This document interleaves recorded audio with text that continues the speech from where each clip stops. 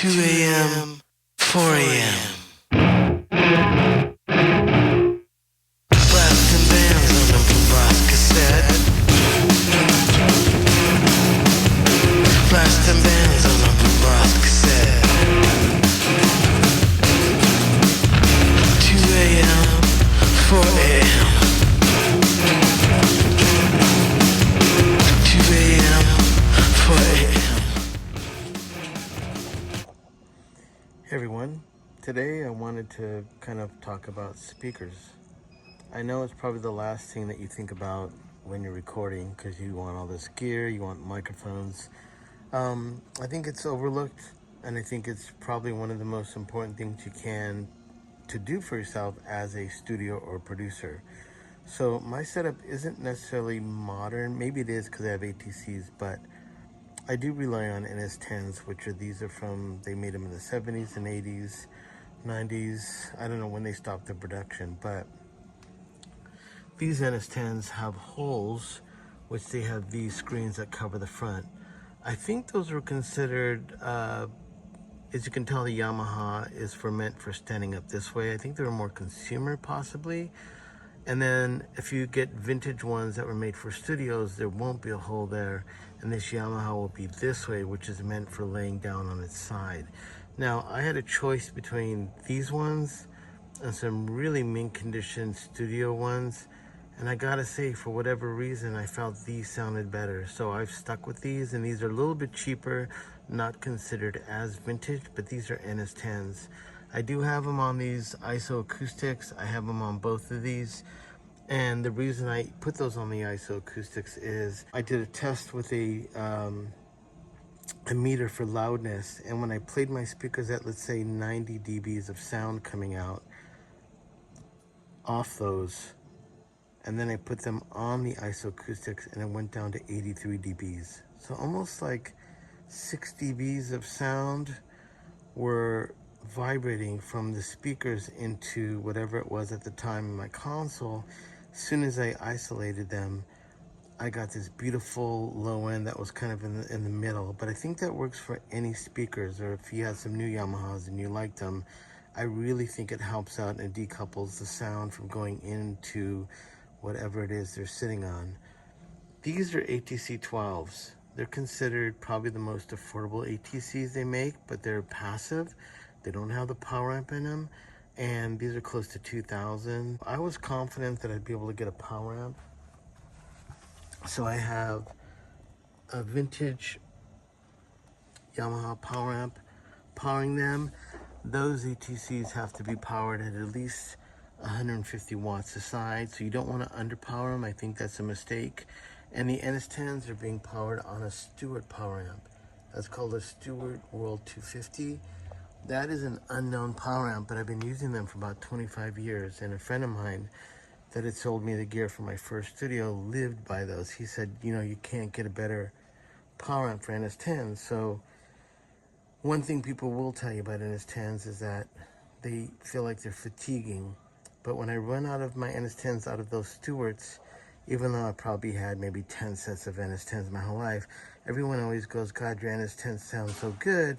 And then they go load them up on their rig and they realize they don't sound as good, or at least what they remember is because when you run NS10s on, let's say, the appropriate Yamaha power amp, they're, you know, that is the standard, industry standard. But for me personally, when I've ran them on the Stewarts, they just sound incredible. So these are my speakers, which how I reference everything. Now, NS10s are really killer because you can put the volume almost down to a whisper. And whatever you hear in the NS10s is pretty much what's going to come out in your mix. So that's why I use them. They don't have a lot of low end in them, but I've gotten used to my NS10s by how actually the speakers move. When I first got my studio and I started working, I blew a few sets, and that was what's a given. You're going to blow them. But I realized when I made my first records, these would be woofing around. And as I got better with tightening up my low end and doing better mixes, these then barely moved, but my mixes were louder and had more low end. So there is a learning curve, which is another subject of when you're doing your mixes. of unwanted low end that you may have in your mix that isn't necessarily there, but NS10s for me help me get there. And I'm saying that you need to go out and buy these. I'm just letting you know that when I do my mixes and I play them for some of you here on this platform of YouTube or even Instagram, or even the bands that come in and hear the playback, sounds pretty darn incredible. And if I print whatever I'm hearing, that's usually what I get in its sound. So I've taken the time to get some NS10s, I got some ATCs, I got some isoacoustics, and I'm not even lying, this is a bedboard. I went to a local thrift store and I just bought it. I felt like my whole system needed to sit on something, so I basically got a bedboard. I think this came out of a brothel, I'm not even lying. And I just mounted them onto these really cool stands that were, they're a little bit expensive, but once again, they've got really good decoupling from the ground. I put them on this, and then it's kind of redundant, but then on top of this, I put the isoacoustics. But I wanted something that I could put my monitor. I have a really cool desk. It's a Sterling desk. Really cool little thing I do here is I have mommy hooks here that are just keeping all my cables off the ground. I just want my section to be really clear back here. Usually most studios have a bunch of cables here, but I've tried to keep them off the ground. So, and there you go. That's pretty much how I have the board. I have the speakers. Now, super important on playback. This is an Inward Connections DMS 7 discrete monitor system. These are a little bit expensive, but I think you should know when you're listening to your universal audio or digital DAW system and you have that one little knob on your system and you're listening to playback, you're hearing a digital reference of what the sound is going to your speakers. I have coming out of which I have an older Pro Tools, but the digital outs come into this, and then from this it goes into my speakers. This definitely has a sound, and it's really discreet and it's really honest, and I can hear that in my speakers.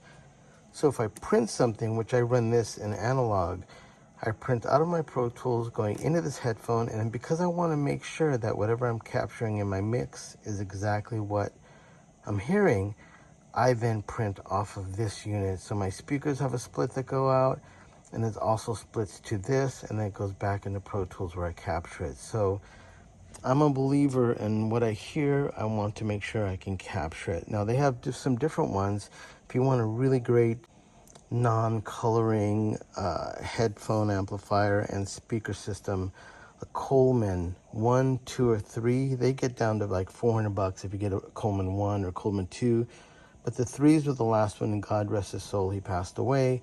But if you can get a Coleman 3, those are incredible. I mean, the volume knob in the Coleman probably costs $400 to $500 alone, and it's about 6 inches long. It's like this really amazing knob. So as you turn it in increments, you never lose fidelity. So this is my sound system. I do think it's important. I've done sun treatment back here.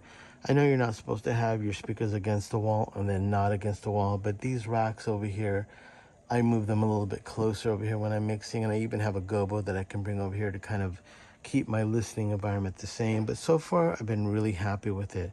I do have It's Dead, and it goes dead behind it. I do have some diffusion, and I've just kind of done freaky thrift store stuff, whatever. But the Dragon, the fan, I don't know really what's that doing, but definitely these ones are definitely helping. And so when I play my speakers really loud and I have this along the wall and this, I've got a lot of diffusion and absorption. And when I'm sitting here, I feel like it sounds really good. So that's the Manny speaker rundown.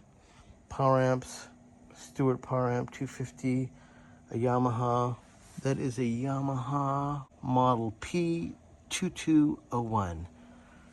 And like I said, when you power ATCs, you got to have at least 150 watts aside. If you have the money, I would probably recommend buying the power amp that comes with these. But I will say that the drivers that are in the ATCs are the same drivers in their like $11,000 speakers. So I'm an avid ATC user. I love them. I love NS10s because those give me classic mixes, and really you can mix almost at a whisper, and you'll be shocked when you play back how everything sounds crazy. So, Manny rundown, there you go.